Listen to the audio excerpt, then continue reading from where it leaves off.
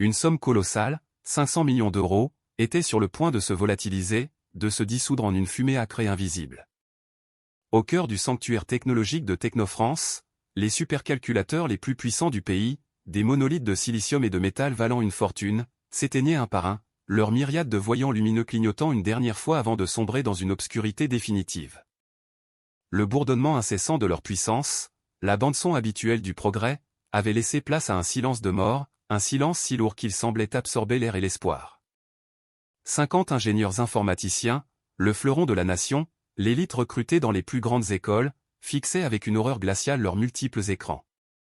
Ces portails vers l'infini numérique n'étaient plus que des miroirs noirs et polis, renvoyant le reflet déformé de leur propre visage blême, marqué par la panique et l'incompréhension. Au centre de ce chaos silencieux, le PDG Nicolas Dubois, un homme habitué à maîtriser les chiffres et les destins, assistait, impuissant, à l'effondrement de son empire, une agonie retransmise en direct sous les yeux du monde entier via une liaison de visioconférence encore active mais tragiquement muette. C'est la fin. A hurlé une voix dans la salle de crise, une voix jeune, brisée par un sanglot de pure panique. Ce cri a agi comme un détonateur. Le chaos, jusqu'alors contenu, a explosé. Une vague de désespoir pur, palpable et suffocante, a submergé la pièce. Cet espace, d'ordinaire vibrant de l'énergie de l'innovation, des débats passionnés et du cliquetis des claviers créant le futur, s'était métamorphosé en un tombeau technologique, un mausolée de verre et d'acier pour un rêve brisé. Personne ne savait quoi faire. Les doigts s'agitaient sur les claviers, mais les commandes ne répondaient plus. Les murmures affolés se propageaient d'un poste à l'autre, les sauvegardes ne répondent pas. Je suis complètement bloqué. C'est une attaque ? Le contrat le plus important de l'histoire de l'entreprise, un partenariat stratégique avec un consortium japonais qui devait inaugurer une nouvelle ère, était sur le point d'être anéanti. Des milliards d'euros d'investissement, des années de recherche et de développement, s'évaporaient à chaque seconde qui passait.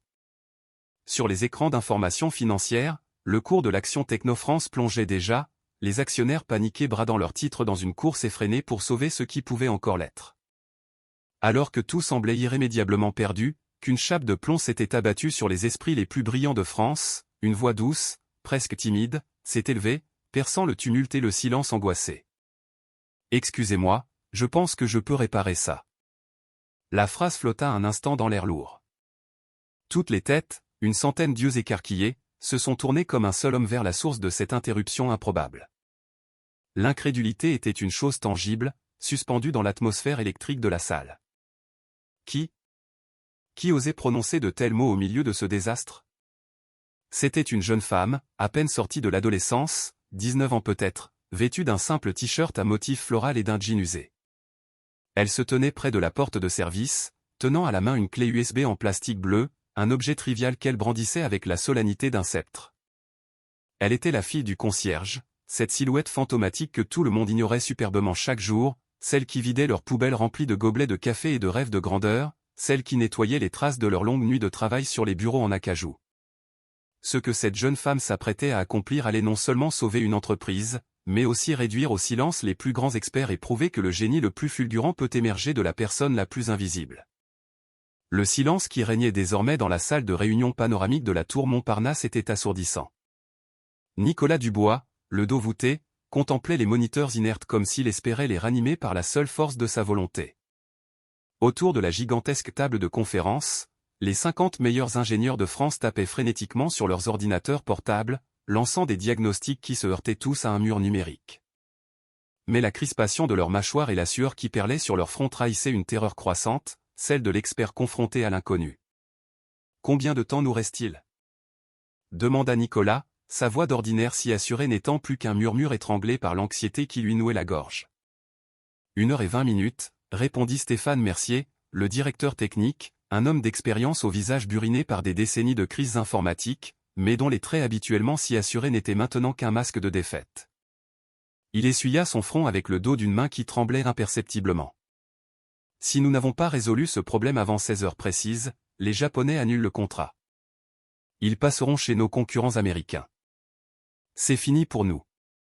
5 années de travail acharné, une innovation révolutionnaire dans le domaine de l'intelligence artificielle capable de modéliser des écosystèmes complexes, l'avenir même de l'entreprise et de ses milliers d'employés. Tout cela était suspendu à un fil, un fil numérique qui venait de rompre au moment le plus critique qui soit.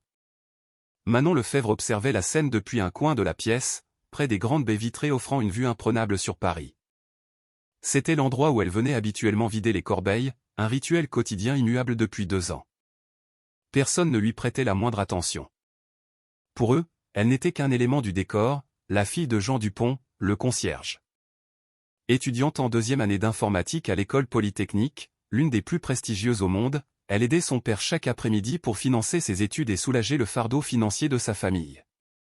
Mais Manon voyait ce que les autres, aveuglés par la panique, le stress et leur propre expertise formatée, ne voyaient pas. Son regard perçant balayait les écrans de contrôle, les baies de serveurs dont les diodes d'activité étaient toutes éteintes, l'enchevêtrement complexe des câbles courant sous le faux plancher. Elle reconnaissait les symptômes. C'était comme voir un patient et savoir immédiatement de quelle maladie rare il souffrait. Un problème qu'elle avait résolu 1 millier de fois en théorie, et plusieurs fois en pratique sur des projets universitaires dans son laboratoire improvisé, monté dans sa petite chambre avec des composants de récupération. Tandis que l'agitation et le désespoir montaient d'un cran, Manon s'est lentement approchée de l'un des terminaux principaux, se faufilant entre les ingénieurs abattus. Son cœur battait à tout rompre contre ses côtes, mais son esprit était d'une clarté de cristal. Elle savait exactement ce qui s'était passé. Plus important encore, elle savait comment le résoudre. « Excusez-moi, monsieur Dubois, dit-elle, sa voix étonnamment ferme malgré sa douceur.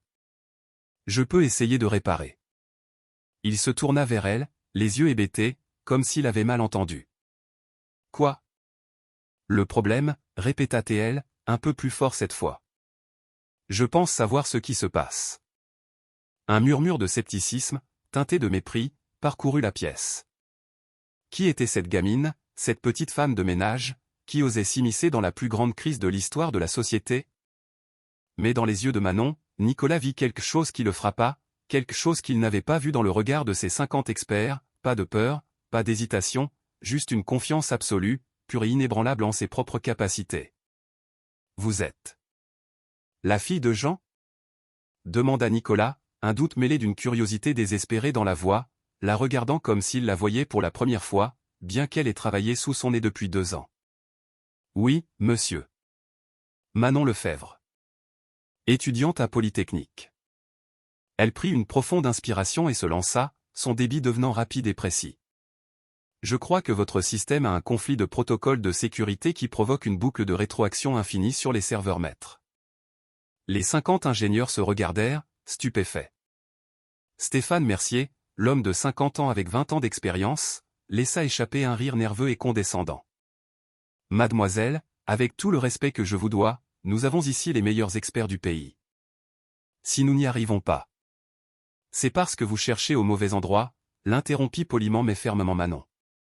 Ce n'est pas une défaillance matérielle, ni un virus, ni une attaque extérieure. C'est une erreur de logique pure dans l'implémentation du nouveau pare-feu. Une faille subtile que j'ai étudiée en révisant mes examens sur les systèmes distribués il y a 2 semaines. Nicolas jeta un coup d'œil affolé à l'horloge murale digitale. 72 minutes restantes.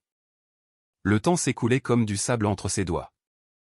Ces ingénieurs piétinaient, leur visage se décomposait un peu plus à chaque minute perdue. Cette jeune femme, cette inconnue, semblait si sûre d'elle qu'il en était presque convaincu. Il articula, dans un mélange de désespoir absolu et d'un fol espoir naissant, et « Vous savez comment le réparer ?» Manon hocha la tête et brandit sa petite clé USB bleue. « J'ai écrit un patch qui pourrait résoudre le conflit. C'est un script que j'ai conçu pour un cas théorique similaire.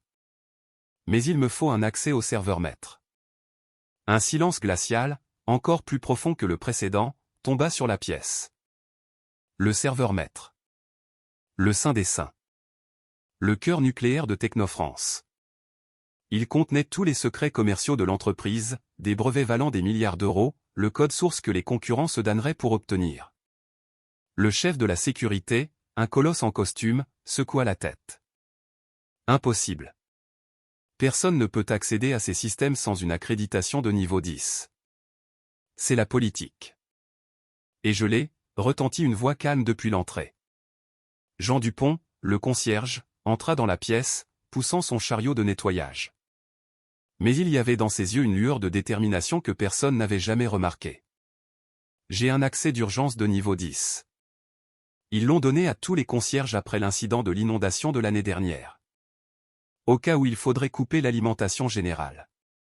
Nicolas le dévisagea, incrédule. J'en travaillais ici depuis 15 ans.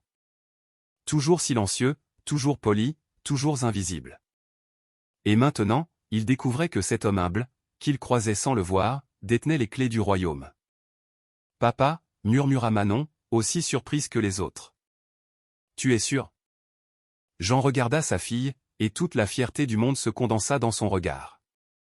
Manon, tu as toujours su réparer tout ce qui était cassé sur notre vieil ordinateur à la maison, depuis que tu as 7 ans. Si tu dis que tu peux le faire, alors je te crois. Face à cette scène surréaliste, Nicolas Dubois prit la décision la plus insensée et la plus brillante de sa carrière. Laissez-la essayer. Manon s'assit au poste de travail principal. 50 des meilleurs experts en informatique de France la fixaient, formant un demi-cercle silencieux autour d'elle, comme si elle était une extraterrestre venue d'une autre galaxie. Ses mains tremblaient légèrement lorsqu'elle inséra la clé USB dans le port du serveur, le petit clic du plastique résonnant dans le silence. Mais son regard était concentré, déterminé. Ce que vous voyez, expliqua-t-elle tout en tapant du code à une vitesse stupéfiante, ses doigts dansant sur le clavier, est un conflit entre le nouveau protocole de sécurité et Cerberus installé hier et l'ancien système hérité qui gère les transactions Hermès. Le pare-feu interprète les requêtes légitimes d'Hermès comme une attaque de type déni de service distribué et, par conséquent, verrouille l'ensemble du système en mode protection maximale. Le directeur technique, Stéphane Mercier, s'approcha de l'écran, le visage déformé par l'incrédulité. Mais comment pouviez-vous savoir ça? Ce protocole a été installé dans le plus grand secret, la nuit dernière. L'information était ultra confidentielle. Manon répondit sans cesser de taper, les yeux rivés sur les lignes de code qui défilaient. Pendant que vous installiez le nouveau système, j'étais ici avec mon père pour nettoyer les bureaux. J'ai entendu les techniciens en discuter et j'ai vu des bribes de code sur un écran laissé allumé. Ce soir-là, en rentrant, ma curiosité a été piquée. J'ai recréé le même environnement sur mon ordinateur pour comprendre ce qui pourrait mal tourner. Nicolas en resta bouche bée. Elle avait recréé leur système à plusieurs milliards d'euros chez elle? Pas entièrement, bien sûr, ajouta Manon avec un sourire timide, sentant son incrédulité. Mais assez pour identifier les points de friction critiques. J'utilise des composants recyclés que je trouve dans les déchetteries et des logiciels open source. Ce n'est pas le top du top, mais ça fonctionne. Sur l'écran, les lignes de code défilaient à une vitesse vertigineuse. Manon ne se contentait pas d'appliquer un patch, elle réécrivait des portions entières du système en temps réel, créant un pont logiciel, un traducteur instantané entre les deux protocoles incompatibles. C'est impossible, murmura un jeune ingénieur barbu. Un tel processus de débogage et de développement prendrait des semaines, voire des mois. Seulement si vous partez de zéro, répondit Manon, toujours concentrée. Mais j'avais déjà la solution prête. Je pensais la proposer comme projet pour mon mémoire de fin d'études. Soudain, comme un cœur qui se remet à battre, un moniteur s'est allumé, affichant un simple curseur clignotant. Puis un autre. Et puis tous en même temps, dans une cascade de lumière et de données. Le système central est revenu à la vie, les diagrammes se sont remplis de barres vertes, les chiffres ont recommencé à défiler. Les données circulaient normalement, les connexions étaient rétablies. Sur le grand écran mural, la visioconférence avec les clients japonais, jusque-là figée sur des visages de pierre, est redevenue fluide. Le PDG japonais a levé un sourcil interrogateur. Un silence stupéfait, presque religieux, emplit la salle. Puis, un applaudissement spontané a éclaté, timide d'abord, puis de plus en plus fort, se transformant en une ovation assourdissante. Nicolas regarda l'horloge. Il restait encore 45 minutes avant l'échéance. Il se tourna vers Manon, qui retirait doucement sa clé USB. « Vous venez de sauver mon entreprise, dit-il, la voix tremblante d'une émotion qu'il ne pouvait contenir. Mais Nicolas ne savait pas que ce n'était que le début. La solution de Manon n'avait pas seulement réparé le système, elle l'avait amélioré d'une manière qui allait changer à jamais l'avenir de l'informatique. Le contrat avec les Japonais fut signé 20 minutes plus tard, après une démonstration de stabilité et de performance qui les laissa sans voix. Les 500 millions d'euros étaient sécurisés, l'entreprise était sauvée, l'avenir était assuré. Mais pendant que tout le monde célébrait, ouvrant des bouteilles de champagne sorties de nulle part, Nicolas Dubois restait les yeux rivés sur l'écran des performances système, étudiant ce que Manon avait fait. Il fronça les sourcils, son esprit analytique reprenant le dessus. « Mon Dieu » murmura-t-il, avant d'appeler toute l'équipe d'une voix forte. « Regardez ça !» Tous se turent et se rassemblèrent derrière lui. Ce que Manon a créé n'est pas un simple patch temporaire. C'est un algorithme entièrement nouveau qui a augmenté les performances globales du système de 340%. Les chiffres étaient là, implacables. La vitesse de traitement avait plus que triplé, la consommation d'énergie avait été réduite de moitié et la sécurité, paradoxalement, était exponentiellement améliorée. C'est impossible, bégaya le directeur technique, les yeux fixés sur les données, refusant de croire ce qu'il voyait. Une telle optimisation nécessiterait des années de recherche et développement et une refonte complète de l'architecture. Manon, qui rangeait discrètement ses affaires pour retourner à son nettoyage, se retourna, surprise par l'agitation. « Oh, ça ? C'est un algorithme d'optimisation dynamique que j'ai développé pour un projet universitaire.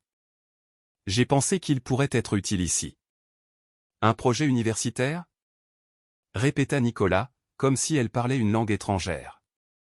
« Oui, pour mon cours d'algorithmique avancée. Le professeur nous avait mis au défi d'améliorer les performances d'un système informatique existant de 10%. J'ai choisi de travailler sur les protocoles de sécurité parce que, Manon rougit légèrement. Parce que je voulais impressionner mon père. J'aimais l'idée de rendre les ordinateurs plus sûrs pour tout le monde. Jean Dupont, qui avait observé toute la scène depuis le fond de la pièce avec des yeux brillants de fierté, s'approcha et posa une main sur l'épaule de sa fille. « Manon, tu m'impressionnes tous les jours depuis 19 ans. » Nicolas n'en croyait pas ses oreilles. Elle venait de révolutionner l'informatique avec un devoir pour l'université. « Pas vraiment révolutionner, dit modestement Manon. C'est juste une manière différente pour les systèmes de communiquer entre eux. Je l'appelle le protocole Harmonie, parce qu'il permet à des composants nativement incompatibles de travailler ensemble en parfaite synergie. » Stéphane Mercier regardait les chiffres sur l'écran. Puis il regarda la jeune femme de 19 ans qui venait de faire en 1 heure ce que ses 50 ingénieurs n'avaient pas pu faire. À cet instant, il prit une décision qui allait tout changer. Il se tourna vers Nicolas et lui tendit sa démission, avant de s'adresser solennellement à Manon. « Voudriez-vous un travail ?» Manon rit. « Monsieur, je suis encore étudiante, et en plus, je dois aider mon père avec le nettoyage. »« Non, » répondit Nicolas avec un sourire qui illumina toute la pièce. « Vous ne comprenez pas. Je ne vous offre pas un poste. Dans 6 mois, après l'obtention de votre diplôme que nous allons financer, je vous offrirai le poste de nouvelle directrice technique. » La vie de Manon Lefebvre changea d'une manière qu'elle n'aurait jamais pu imaginer. Depuis son bureau d'angle au 45e étage de la tour Montparnasse, le même qui avait appartenu au directeur technique démissionnaire, elle pouvait voir tout Paris s'étendre à ses pieds, un tapis de lumière et de promesses. Mais Manon n'oublia jamais d'où elle venait. Chaque matin, avant de commencer son travail de directrice, elle descendait au rez-de-chaussée pour saluer son père Jean, qui, promu par un PDG reconnaissant, était maintenant le superviseur de l'ensemble des services de l'immeuble, avec son propre bureau et une équipe sous ses ordres. « Bonjour, papa » disait-elle en entrant dans son bureau impeccable.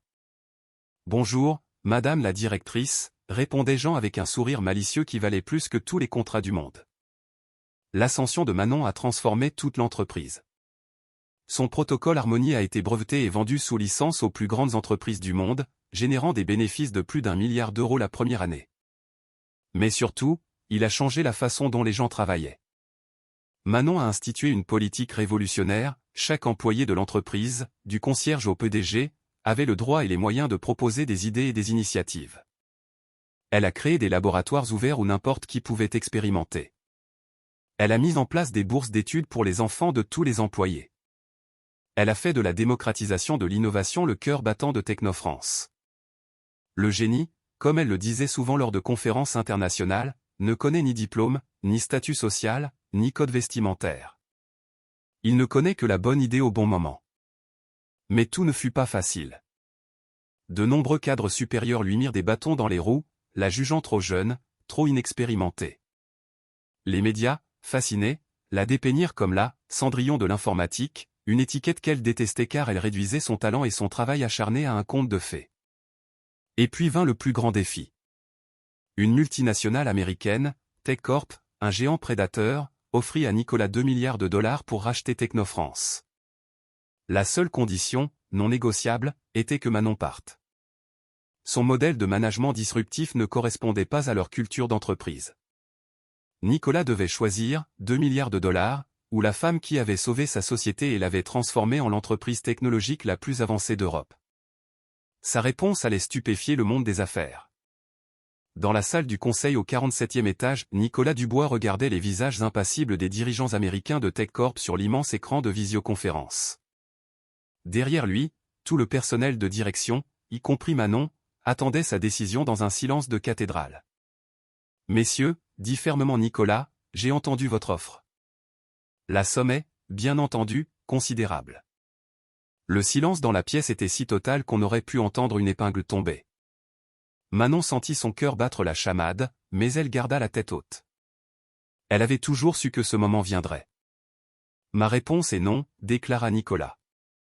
Un murmure d'incrédulité parcourut la salle. Les dirigeants américains semblaient déconcertés. « Monsieur Dubois, dit le PDG de TechCorp, sa voix suintant l'arrogance, vous refusez 2 milliards de dollars ? Je ne refuse pas l'argent, répondit Nicolas avec un sourire calme. Je refuse votre monde. Un monde où vous achetez l'innovation pour mieux l'étouffer, où vous rachetez la concurrence pour freiner le progrès. Moi, je veux continuer à changer le monde. Il se tourna vers Manon, qui le regardait avec des yeux brillants d'admiration. Manon Lefebvre n'est pas seulement ma directrice technique. Elle est l'avenir de l'informatique. Elle est la preuve vivante que le talent se trouve partout et que les plus grandes idées viennent de ceux qui voient le monde différemment. Et ça, messieurs, ça ne s'achète pas. Pas pour tous les milliards du monde. Les applaudissements qui éclatèrent dans la salle furent si puissants qu'ils purent être entendus jusqu'en bas, où Jean Dupont souriait fièrement en supervisant le polissage des sols en marbre. 3 ans plus tard, Technofrance, rebaptisée Harmony Corp, est devenue la première entreprise technologique européenne à dépasser Apple en capitalisation boursière. Le protocole Harmony de Manon est devenu la norme mondiale pour l'informatique durable et efficace. Son université lui a décerné un doctorat honorifique, mais elle a continué à suivre des cours du soir, parce que, disait-elle, l'apprentissage ne s'arrête jamais. Mais surtout, le monde du travail a connu une transformation lente mais profonde. Des centaines d'entreprises ont adopté le modèle Manon, donnant une voix à chaque employé, investissant dans les talents cachés, croyant que l'innovation peut venir de n'importe qui. Chaque année, le 15 octobre, jour anniversaire de la panne historique, Harmony Corp célèbre la « Journée des talents cachés ». Des employés du monde entier partagent leurs idées, et beaucoup d'entre elles deviennent des projets concrets. Manon, maintenant âgée de 23 ans et considérée comme l'une des personnes les plus influentes de la planète, n'a jamais oublié ses racines. Chaque soir, après avoir fini de diriger l'une des entreprises les plus puissantes du monde, elle rentrait dans son petit appartement du Marais, où elle vivait toujours avec son père. Et chaque soir, son père lui demandait la même chose en mettant la table. « Alors, qu'as-tu appris aujourd'hui, ma fille ?» Elle n'a jamais cessé d'être la petite fille qui réparait les choses cassées. Sauf que maintenant, elle réparait le monde. L'histoire de Manon Lefebvre prouve que peu importe d'où l'on vient dans la vie, ce qui compte, c'est le courage de viser loin. Et parfois, tout ce qu'il faut pour changer le monde, c'est la bonne clé USB et le courage de dire « je peux essayer ». Le talent ne réside pas dans un nom de famille, une adresse prestigieuse ou un compte en banque bien garni. Il réside dans un cœur qui bat fort et un esprit qui n'arrête jamais de rêver.